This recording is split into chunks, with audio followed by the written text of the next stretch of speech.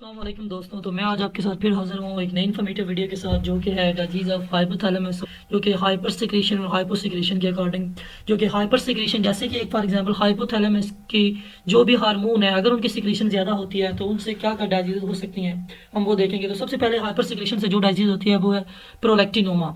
तो देखिए, जैसे कि प्रोलैक्टिन से हार्मोन जो कि हाइपोथैलेमस से प्रोलैक्टिन हार्मोन रिलीज होता है, अगर प्रोलैक्टिन हार्मोन ज़्यादा रिलीज होता है तो जो डिजीज़ होगी वो होगी प्रोलैक्टिनोमा।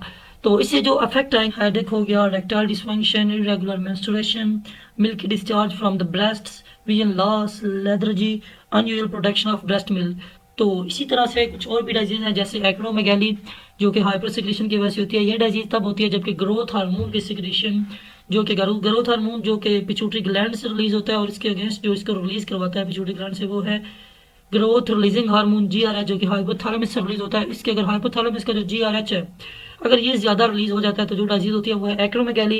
इससे भी डिफरेंट फंक्शन इफेक्ट्स आते हैं, जो कि जिस तरह के जो हमारे डिफरेंट ऑर्गन्स हैं उनका साइज इंक्रीज हो जाता है, फोर हेड का साइज, इनके जॉ का साइज इंक्रीज हो जाता है। इस तरह एक और डिजीज है जो हाइपरसिक्रेशन होती है, वो है सेंट्रल कुशिंग डिजीज।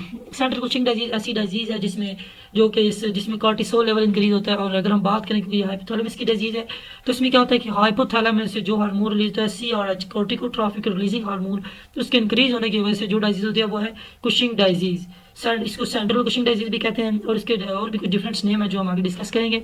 तो ये तो कुछ हाइपर सिक्रेशन की डिजीज। इसी तरह कुछ हाइपो सिक्रेशन की डिजीज है, जो कि हाइपोपिट्यूटरिज्म। जो सबसे पहली डिजीज है वो है हाइपोपिट्यूटरिज्म। खून है उस वो कम रिलीज होता है। तो ये कब कब इसके डिफरेंट रीजन हो सकते हैं कि कब कम रिलीज होने की, जैसे कोई कैंसर वगैरह भी हो सकता है। लेकिन अभी हम हाइपोथैलेमस से रिलेटेड पढ़ रहे हैं, तो क्या होगा कि हाइपोथैलेमस की वजह से ही जो डिजीज सिक्रेशन कम होगी, तो उसको हम कहेंगे हाइपोपिट्यूटरिज्म। इसमें डिफरेंट जो है ना वो आ सकते हैं, इफेक्ट्स आ सकते हैं, जिस तरह हॉट फ्लैशेस, सिम्टम्स कह सकते हैं हम लोग, डिक्रीज फेशियल और bloody hair, body hair, mood changes, fatigue, loss of pubic hair, different symptoms show हो सकते हैं। इसी तरह एक हम आगे अगर फर्दर बात करें हाइपोसिक्रेशन की डिजीज की, तो अड्रेनल इनसफिशिएंसी, जिसमें जो अड्रेनल ग्लैंड है, जो अड्रेनल ग्लैंड डिफरेंट सिक्रेशंस करते हैं, उनकी जो सिक्रेशंस हैं वो कम हो जाती हैं, तो डिजीज होती है। उसके बाद है सेंट्रल हाइपोगोनाडिज्म।